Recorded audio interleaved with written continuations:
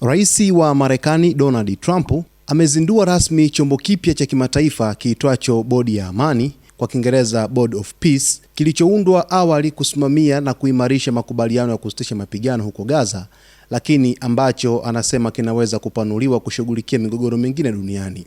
Akizungumza wakati wa hafla ya uzinduzi, Trump alisema bodi hiyo itafanya kazi kwa kushirikiana na Umoja wa Mataifa, akisisitiza kuwa UN ina uwezo mkubwa ambao haujatumiwa kikamilifu. Aliongeza kuwa mara bodi hiyo itakapokamilika itaweza kuchukua hatua kubwa za kimataifa. Trump baadaye atakuwa mwenyekiti wa bodi hiyo. Amewaomba viongozi wengi wa dunia kujiunga. Hata hivyo, mpango huo umeibua wasiwasi miongoni mwa baadhi ya mataifa kuwa huenda ukaidhoofisha nafasi ya Umoja wa Mataifa kama taasisi kuu ya kidiplomasia na utatuzi wa migogoro duniani. Baadhi ya mataifa ya Mashariki ya Kati yakiwemo Uturuki, Misri, Saudi Arabia na Qatar, pamoja na nchi zinazoibuka kiuchumi kama Indonesia, tayari zimejiunga na bodi hiyo. Lakini mataifa makubwa ya dunia kama washirika wa jadi wa Marekani barani Ulaya yamekuwa na tahadhari zaidi. Trump amesema wanachama wa kudumu wa bodi hiyo wanapaswa kuchangia dola bilioni 1 kila mmoja. Hata hivyo, katika hafla ya kusaini hakukuonekana wawakilishi wa mataifa makubwa ya dunia wala wa Israel au mamlaka Palestina.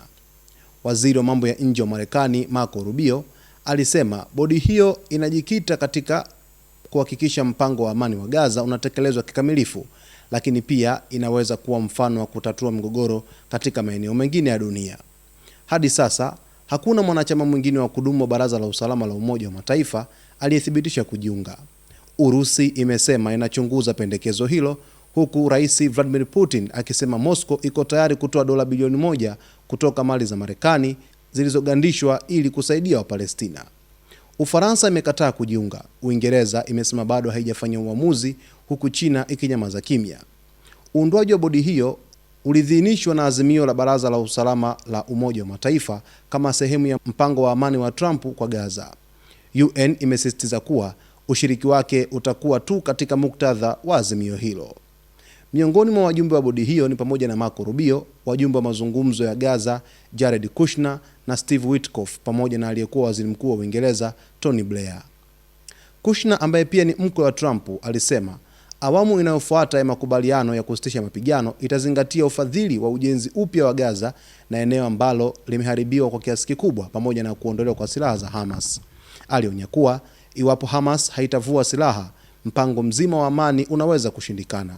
Alisema siku 100 zijazo zitazingatia utekelezaji wa makubaliano, utoaji wa misaada ya kibinadamu na kuweka mazingira ya amani ya kudumu.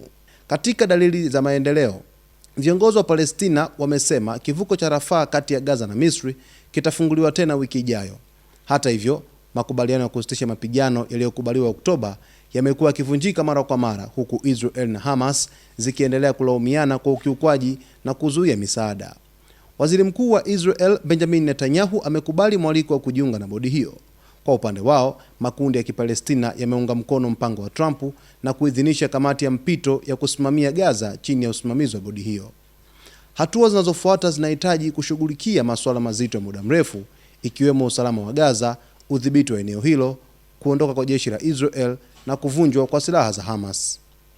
Basi mtazamaji wa Zone Media, hii ni taarifa ambayo Rais wa Marekani Donald Trump amezindua rasmi bodi ya amani, yani Board of Peace, ya kusimamia makubaliano ya Gaza, ambapo dunia imeonekana kugawanyika kwa baadhi ya washiriki, lakini wengine wakigoma kushiriki kabisa, mfano taifa la Ufaransa, lakini Uingereza inajifikiria, huku China yenyewe ikinyamaza kimya. Lakini Urusi kupitia Rais Putin amesema yuko tayari kutoa dola bilioni 1 katika mali ambazo zinashikiliwa huko katika maeneo mengine. Basi mtazamaji wetu, cha msingi tu ni kuweza kuwa karibu na Zone Media ili uweze kufahamu nini ambacho kitajiri katika habari zinazokuja hapo baadaye.